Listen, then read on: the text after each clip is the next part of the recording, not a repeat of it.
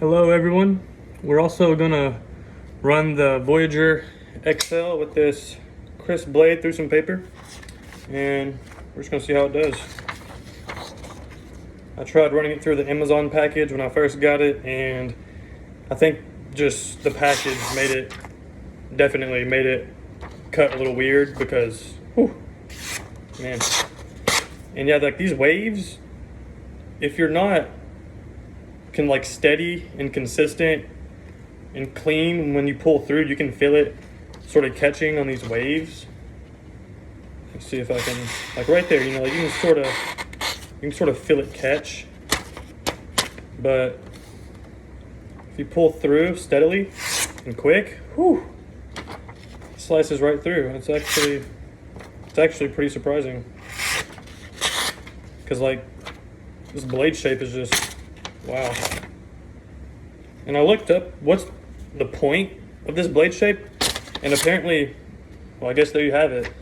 For thrusting, whenever, stabbing, thrusting, whenever you stab, it does more tissue damage and just surrounding damage to the area it's going into because of these little waves.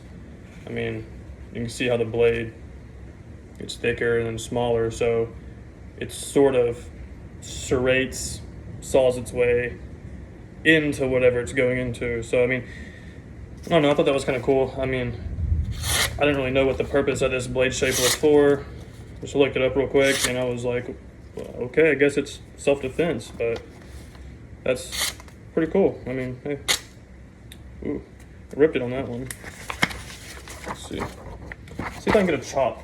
I'm gonna get a good chop in. That's 2 pieces of paper. Hang on. There we go. I don't think that was a chop. That was sort of a rip. You got it right there, then it started to rip off, so it sort of caught into it. I mean, that's another rip. There we go. There we go.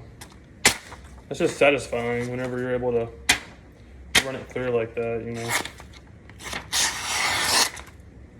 Whew. It does a lot better on the paper than it does on the Amazon package. If you go back and watch the full-length video of me unboxing these and opening them up on my channel, then you'll see that it doesn't cut through the Amazon packaging as well as it does this because of just all of the different angles and the way the package folds. There's also multiple layers. It just, made it more difficult. So this allows us to sort of see a little bit better the real sharpness. I mean, it's doing a pretty great job. I think it's just catching there because of the angle I'm hitting it at, but this thing is pretty sharp. I'm definitely not disappointed. I've had knives that have came much duller than this. See right there, it's catching on those waves like I was talking about, because I'm sort of stopping.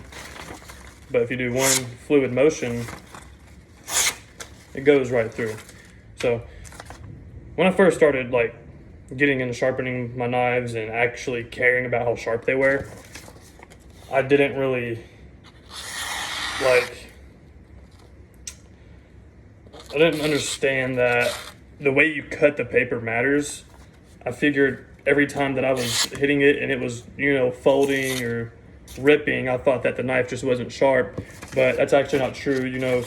Some of it does have to do with the user and how you're cutting it. So, yeah, that was a good one.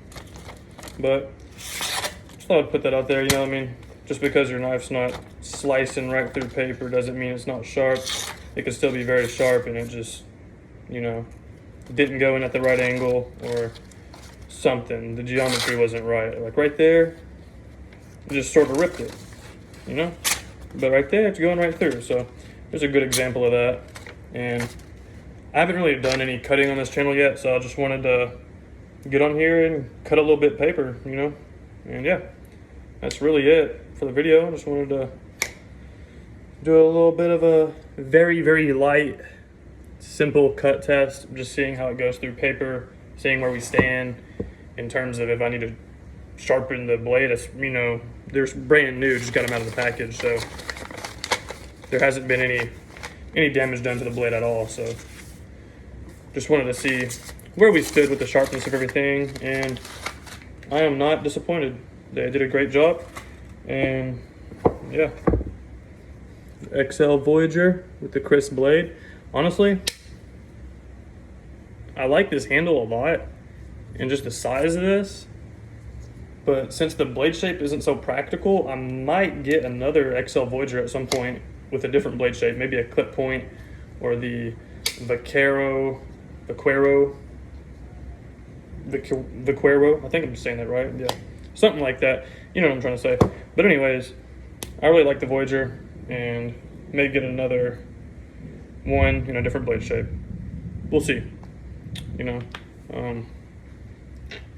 Of course, it'd be awesome to get custom knives every month or whatever, or however often I could, but can't break the bank too much, you know. I gotta slow down a little bit there for a moment. I was, you know, spinning a lot. I love my Severed Metal Works and Lex Rex, but I gotta save up a little bit, and these are some cheaper alternatives that are great. I mean, they're not custom made or made in the US.